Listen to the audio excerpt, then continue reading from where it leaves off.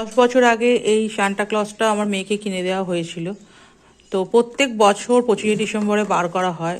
কেমন হয়ে গেছে, খারাপ হয়ে গেছে, ড্রেস ফ্রেস নেই সেরকম, যেরকম এর হাতটা নেই, এরকম হাতটা শুধু কাপড়ের একটা, চুল ফুল দেখতেই পাচ্ছ।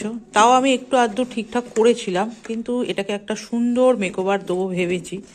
তো দেখা যাক। তো প্রথমে শানটাকে বললাম, শানটা তুমি রাগ ফাগ করো না, তোমার সুন্দর মেকওভার হবে। তো প্রথমে চুলগুলোকেই আগে খুলে দিলাম।